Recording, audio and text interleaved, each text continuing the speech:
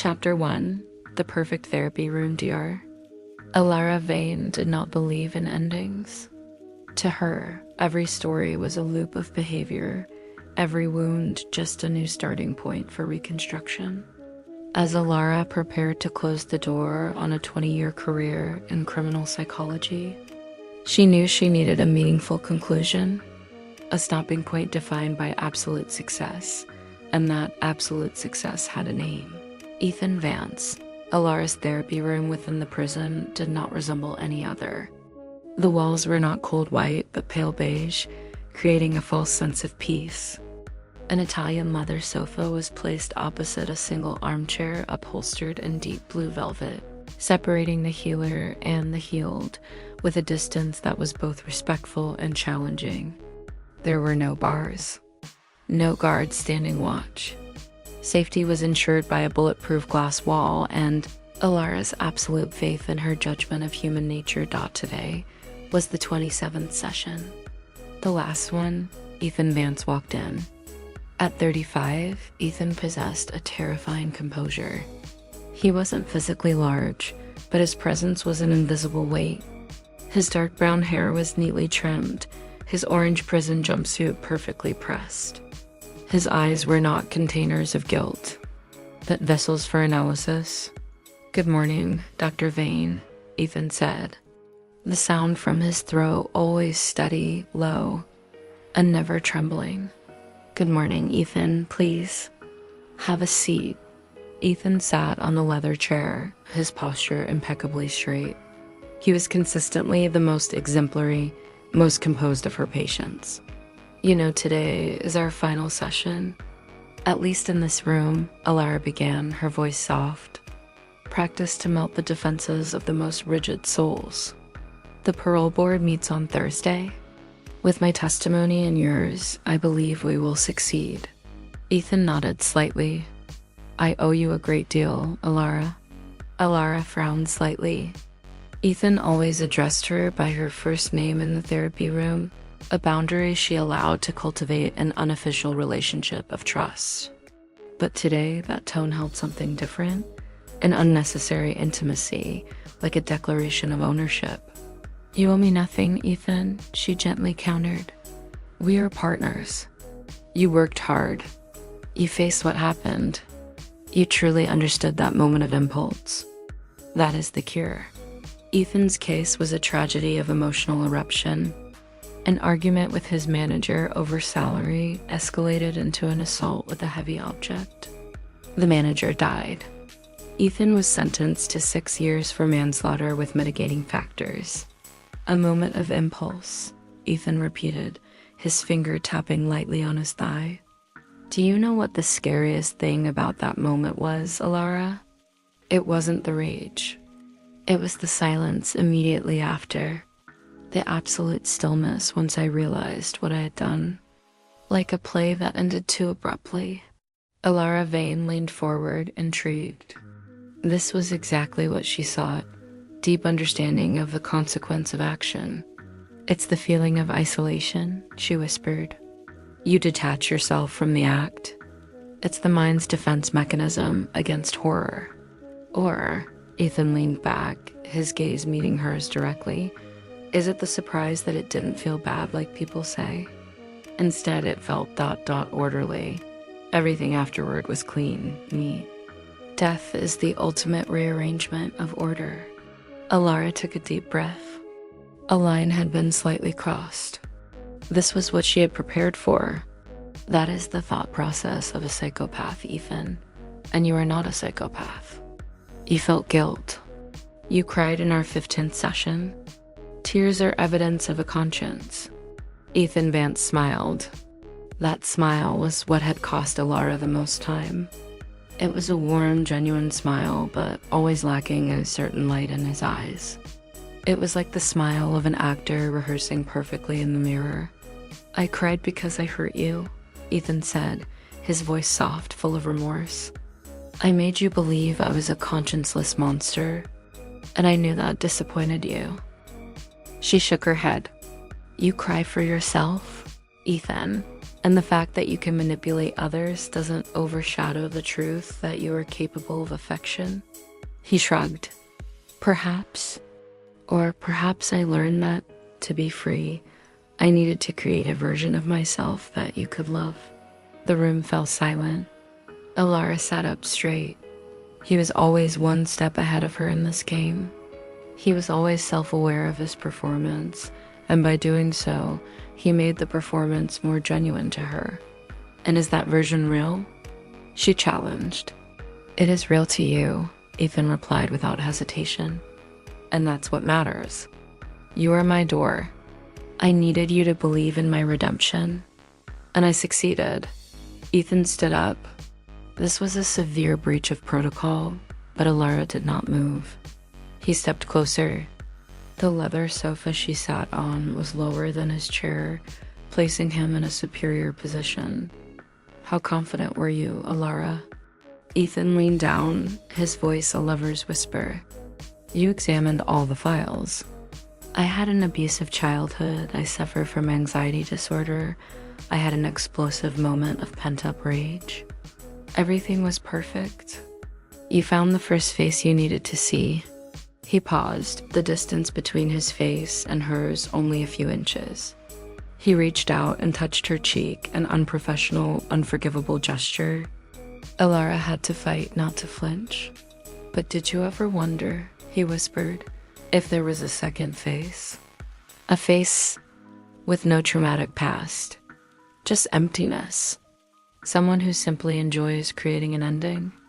His smile vanished. His eyes looked straight into hers, and for a fleeting second, Alara felt a bone-deep coldness. It was the emptiness of a predator. Enjoy your retirement, Alara, Ethan said, withdrawing his hand and stepping back. He turned, walking out of the therapy room, leaving behind a cold atmosphere. Alara Vane, the state's best criminal psychologist, sat in silence, an unsettling feeling bubbling in her stomach. She had achieved what she wanted. Ethan would be released. But she suddenly had the feeling that she wasn't the one who had won. She was merely the one who was permitted to survive. For now. Chapter 2. The barrier crumbles, the therapy room door closed soundlessly, yet Alara Vane felt it reverberate like thunder in her ears. The brief exchange with Ethan left behind a cold aftertaste. She no longer felt pride in her cure, but rather the emptiness Ethan had described. She had seen something real, yet her mind stubbornly tried to categorize it as patient's arrogance of being cured, rather than the mark of a predator. 2 days later, Thursday, the parole board meeting room lacked the artificial warmth of her therapy space. Cold, white fluorescent light illuminated the faces of the 6 board members. They were stern, tedious faces, representing the bureaucracy of justice. Alara walked out of the meeting with a comprehensive victory. Her expert testimony, backed by Ethan's impeccable behavioral evidence, convinced the board that Ethan Vance was a case of manslaughter with mitigating factors and was fully rehabilitated. He was granted immediate release. Congratulations, Dr. Vane, the board chairman said, shaking her hand mechanically. This is a remarkable achievement for your retirement. Alara smiled, a mix of exhaustion and satisfaction. She had won. She had proven that her methods could triumph over the rigid system of law. But as she walked down the corridor, Alara ran into the cold wall known as Captain Miller. Miller was a large man, with silver hair and a face etched with lines of skepticism and too much coffee. He was Alara's former colleague from the early days and an antagonist to her brand of psychology. What are you congratulating yourself on, Alara? Miller rasped. I secured the release of a man who is ready to re-enter society, Miller. I proved that not every criminal is an unsalvageable monster. Miller inhaled sharply, the scent of old cigarettes and coffee hitting Alara's nostrils. You released it? He's not an unsalvageable monster. He's a disciplined one. You gave him what he wanted, freedom without having to resort to violence. Manslaughter, Miller. It was manslaughter. I have the files.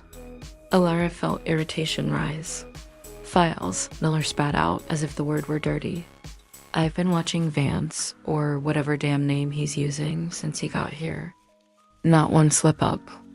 Not one moment of lost composure.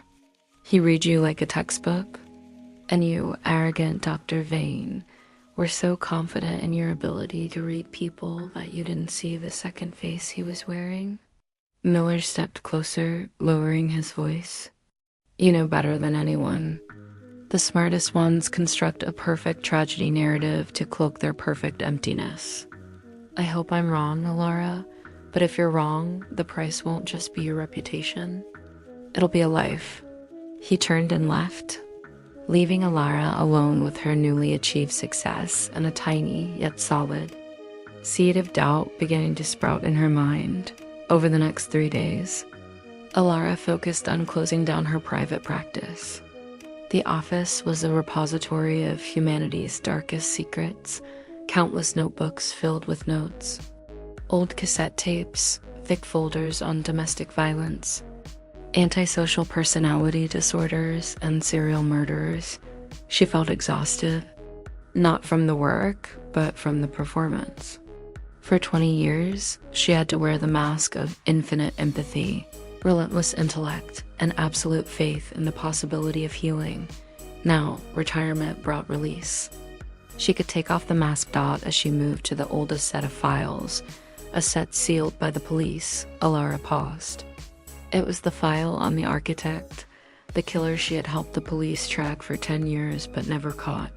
He was notorious for his meticulousness, his ability to conceal motive, and the way he arranged his crime scenes artfully, almost as a challenge to investigators. Alara flipped the cover. She remembered the feeling of helplessness when faced with this mind. It was empty, yet constructed with astonishing complexity. The polar opposite of Ethan's emotional outburst. She quickly placed the file into the storage box. It was over. Her job was done. It was time for her to retreat to her sanctuary. Alara's house was nestled in a suburban forest, far from the city lights. It was an old but charming structure, surrounded by ancient oak trees and a low iron fence that was purely decorative rather than protective. Her security system was an outdated box on the wall, installed a decade ago. That isolation never frightened her. It was her safety. She was accustomed to the silence, the predictability of life. Her routines were perfect. Alarm at 7 a.m., coffee on the balcony at 7:30, bed by 10:30 p.m. Predictable. That was what a professional criminal psychologist needed. The doorbell chimed. Not the alarm, the actual doorbell. Alara opened her mailbox. Inside, she found a thick, cream-colored envelope sealed with wax. Inside was a formally handwritten card. Dearest Dr. Vane, I know you must be busy enjoying your well-deserved freedom, but please allow me the opportunity to celebrate our great success. Without you, I could never have done it. I would like to invite you to my home this Saturday evening. Or if you feel more comfortable, allow me to visit your home. I believe comfort is paramount for a celebratory evening. Please reply. Sincerely, Ethan. The handwriting was sharp, neat, as if drawn with a ruler. It was the exact opposite of the emotional outburst described in his file. It was precisely the handwriting of an architect. Alara held the card, the discomfort from Miller and the coldness from the last therapy session flooding back. Inviting him to her private home crossed every professional boundary. This is the final step, she told herself. If I refuse, he will feel rejected, abandoned. That could lead to relapse. I must close this therapy gently. Elara reached for a pen. She needed to write a reply. She chose the most convenient and controllable option, the place where she could guarantee her safety. The barrier had crumbled. She made her decision. She would let him come to her.